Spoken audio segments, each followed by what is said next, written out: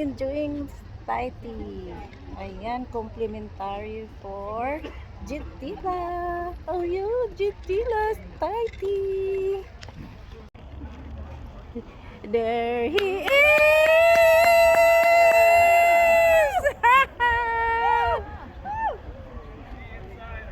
Yes, Okay, sir. now we're going home. That is. Too much chili in the pan, and I basically pepper sprayed my entire head. Just warning my first few rows. I'm gonna add chili into this, okay?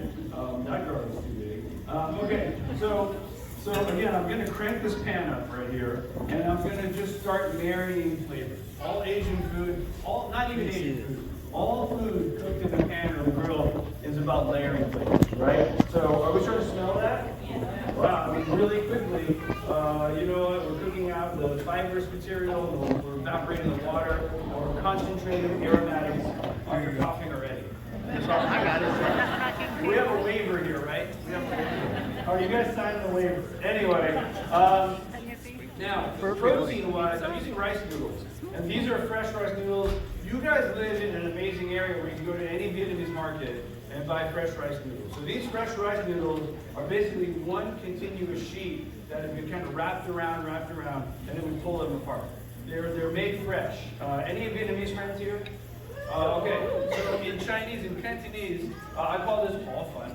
What do you call this in Vietnamese? Vietnamese. One more time? My pho. No, bánh phở tươi.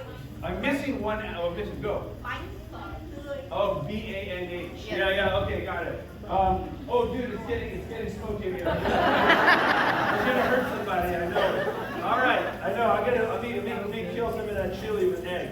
My secret to you, when making anything rice in the pan, that means rice, like fried rice or rice noodle, is get those eggs in there, start to scramble them, but keep them wet. You see how they're still wet in here? I know you can't see in there, but you know what? Watch Ready Jet Cook and you'll see it.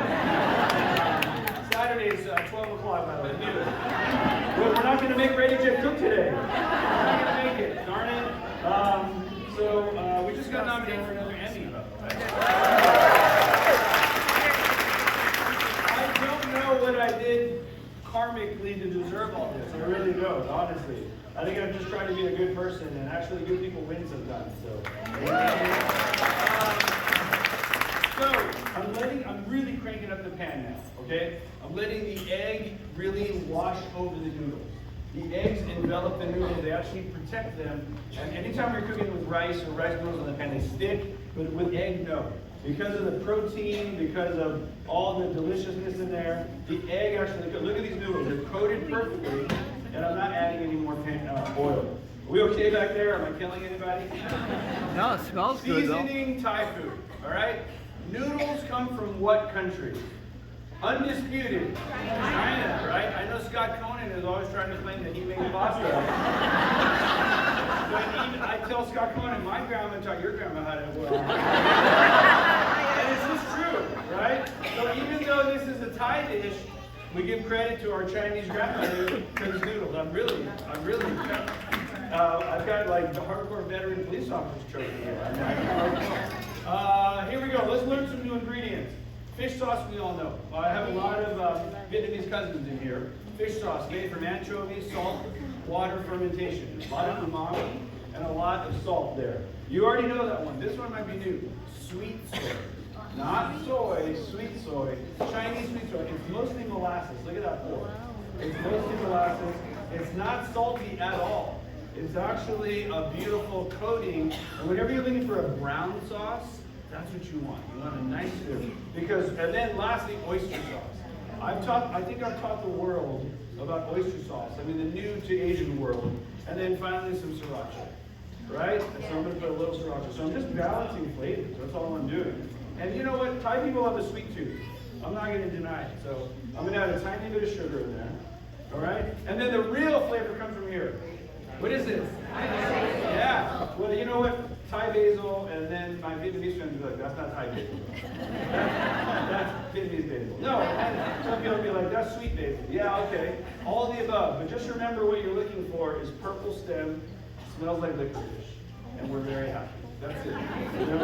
That's it. So, and again, I'm very liberal with it. I'm not overthinking it. And now the sauce is caramelizing, that everything's pulling together.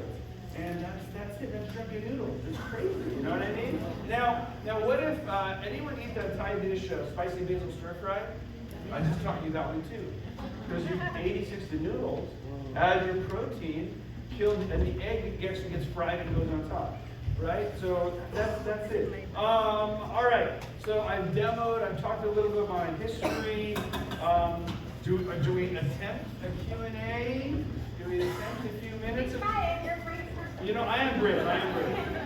You know what? That's why I made it in life. You know what I mean? I think I'm taking chances. How about you raise hands, and I'm just going to walk through and pick. You were first, young man. So yell it out really loud. Okay, I'm honestly just very curious when you're judging on cooking shows. Yeah. I think I've been watching a lot of GGG lately. Yeah. How cold is that food when it gets? Oh, yeah.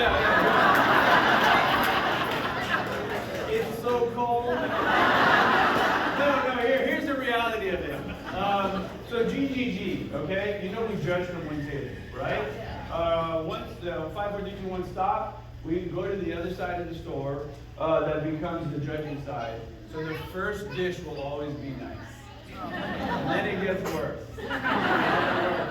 So you have to judge with knowing it's going to be cold food. There's actually one production company in the network where you eat hot food, and it's Bobby's shows.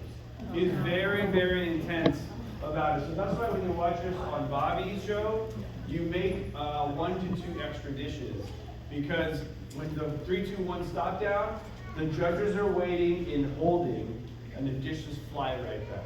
So Bobby is very hardcore about temperature. Yeah. So yes, raise hands. Go. Now, would this be the fried version of chow fan? You know, yes, that's a good point. There's so much relationship between the Chinese diaspora, right? So in Hong Kong, if you didn't put basil and you would call this chow fan.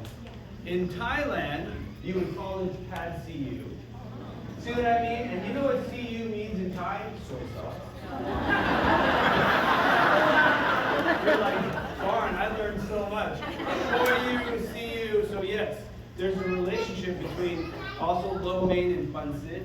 Pancit Canton, right? Yes, go. What's your favorite pan? My favorite pan, may I plug my own gear for one plug? I will say, I don't care what brand you get. I do like this hybrid technology, right? The new clad technology. It's stainless steel grid, and then it's non-stick inside. And I've got a whole line on HSN. But next Saturday,